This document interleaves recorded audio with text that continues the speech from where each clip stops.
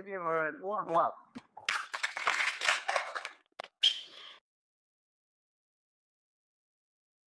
Thank you. Thank you, everyone. It's a pleasure to be here. I am talking to you about what happens from rehab to real life. I'm Adrienne Tichy. I'm a speaker, an author, an advocate, and a strategist. I literally wrote the book From Rehab to Real Life. I have been in that dark place where you just don't know if you can go on in it. But in 2006, life turned upside down. I met a man in church. He announced himself as a recovered alcoholic.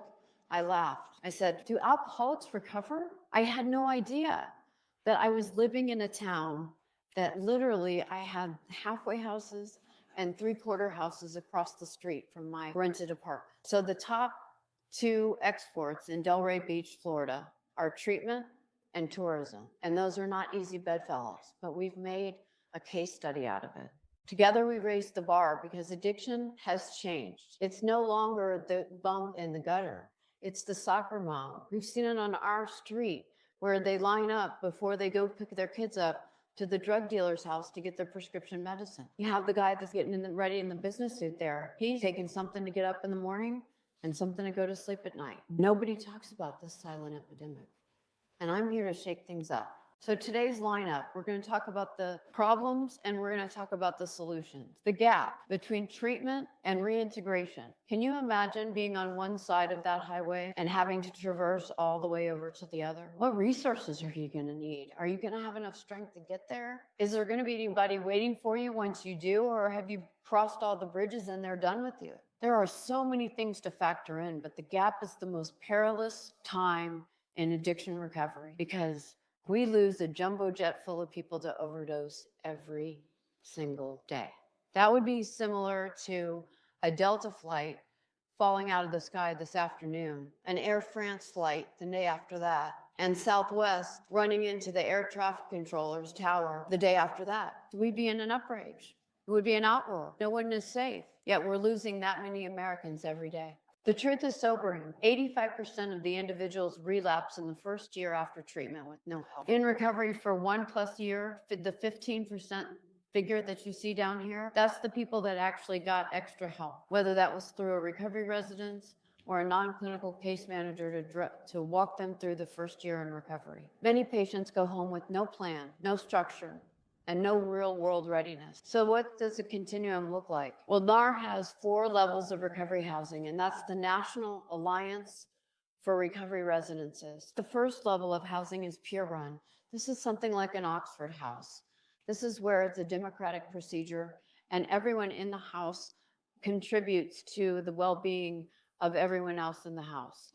It really doesn't have a management per se. The recovering addicts and alcoholics do their own plans and run their own communities. Then you have a managed support. That's where you have staff in place. You might not have a dedicated person to stay overnight, but that's not the point. Level 2 housing is really there to get you from your old life to your new, so that you learn to go to doctor's appointments and you learn to go get an application for a job and fill that application out and be a productive and responsible citizen again. Then level 3 will be supervised housing. That's where you have someone that is staying overnight. You are attached to pharmacists and psychiatrists and psychologists and the whole web of people, the same that we tried to do in the case management and under the managed care level 2, but just to a higher degree. And then you have level 4, which is clinical care. And those are the recovery residences that are going to be attached to treatment centers. Then you have recovery as a continuum of care. I'd like you to think about it from detox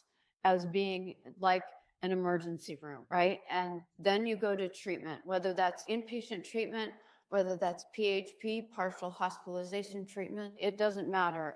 This is the place where you stay 30, 60, 90, maybe even 6 months if it's an intensive treatment center to learn this new way of life. Then you have the recovery residences where you're in a group living situation.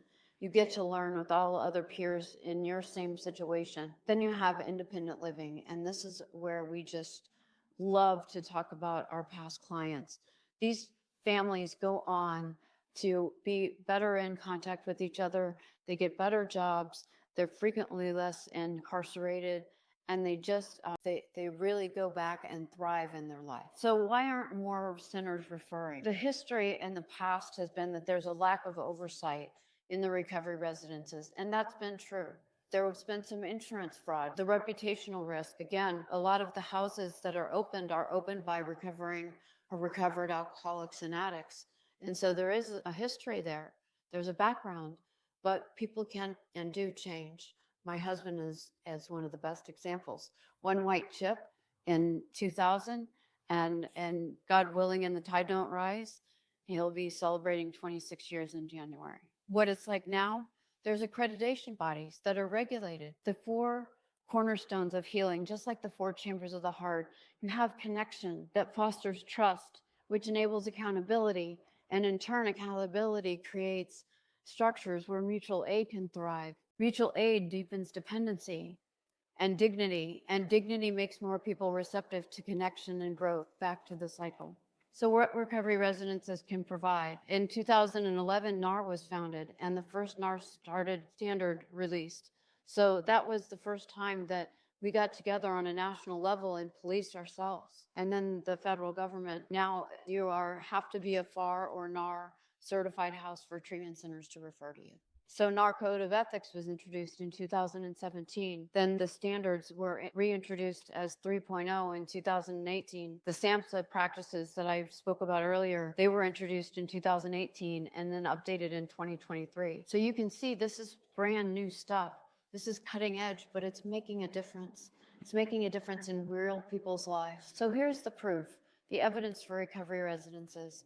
The stark fact is that only 11% of treatment centers refer out to recovery residences, even though there is an 80% chance of staying in recovery long term if you stay in a recovery residence for 1 year. 11% had structured referral, and 89% had no way of referring people to recovery residences. The proof is in the outcomes, though. 6-month recovery residences outcomes. After the end of stay, 86% were abstinent, 81% were abstinent after leaving that recovery residence, 80% in that said recovery residence were employed, and only 5% were incarcerated. Incredible statistics, incredible numbers. This is just in one study. Why are we only talking about 11% of the treatment centers? Well, it costs less to fund recovery housing than repeat treatment. Insurance is paying for treatment. That doesn't mean treatment is free. And people are going in my area again and again and again and again. So you can see the numbers here. The average cost of substance abuse treatment per person, detox alone, per person, $141,000. Residential treatment, $50,000. And outpatient, $8,386. It costs $300 a week to stay at the lodge. And usually people stay between 6 months and 18 months. And they get better, and if necessary, they come back. But we keep going. We make it available. We're in the make it available business. So what's the future? What must change in policy, education, and culture to strengthen post-treatment recovery? What must change in policy? More emphasis on rehabilitation than punishment. I've seen this so many times in so many systems, right? Punishment does not work long term. It might move you towards that carrot in the short term, but we need a better strategy going forward long term. We need greater access to addiction treatment. We need legislation changes. We need people that are talking at the Capitol, talking about these statistics that I spoke of earlier, telling people that it's not okay that we lose a jumbo jet every day of American citizens to this insidious disease. Then education. Teach what addiction recovery really looks like. It looks like the addicted executive, the soccer mom, your next door neighbor, maybe you. Resources for individuals, loved ones, and professionals. We have to have greater access.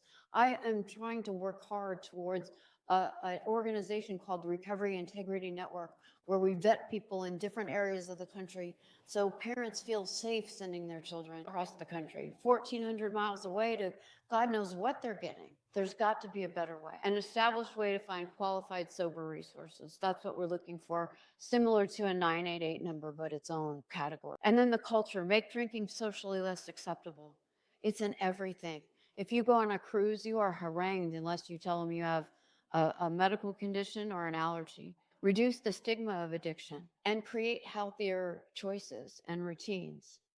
The family, connecting loved ones impacted by addiction as they heal together. That's what we're best at. So the families need parallel education and boundaries. It's not just the client that's recovering, it's the families as well. They need as much treatment as the individual does, and they frequently are put in a pigeonhole of being part of the problem, and they actually need to be part of the solution. The hope moving forward, we will have a brighter future for those struggling with substance or behavioral addictions. Builds recovery ready systems together. All this continuum, right? It takes a village to raise a child. And hold the line after treatment, offer structure and support, mentor and involve families, and equip the professionals. Let's close this gap. We use Delray Beach as a case study, and any of you are welcome to contact me and find out more about this very important topic. Thank you. Thank you. The real issue that's new in our books was Phil survived. I don't have any systems in hours. Some of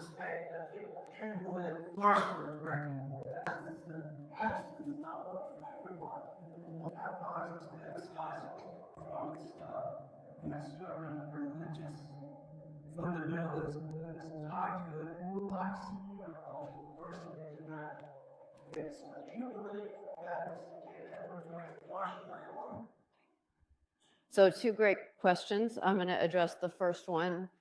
We believe that alcoholism is a spiritual problem and requires a spiritual solution, and that alcoholism in addiction, whatever their forms, because now we have screen time, we have gambling, we have shopping, it's not just a substance anymore, right? If you have a predisposition to addiction, you would be wise to watch for putting yourself in addictive situations, just like a diabetic should be very careful about how much he puts into his body that raises his glycemic index. It is a disease that it is in the DSM-4 as a mental illness, so it has already way been established that it is a disease with no known cure. But if you don't put the substance in your body, you don't have the reaction. The second, about AA being a religious fundamentalist program, number one, we embrace all paths, the 12 steps, recovery dharma, celebrate recovery, smart recovery. There's a lot of Jewish people in our area. So there's Rabbi Kessler, who always does a Passover Seder. We're very progressive in that regard. As I said, it's a spiritual problem requiring a spiritual solution. There's a God-shaped hole in your heart, and people are assuaging it with substances or dangerous behaviors. And we've seen that totally change since COVID. 5 years ago, it was primary addiction, secondary mental health. Right now, it's all primary mental health, secondary addiction. Ms. Bayou, thank you for your talk. Thank you so much. It's been my pleasure. Thank you for our secretary, Gerald. Yes. Who says that? Thank you so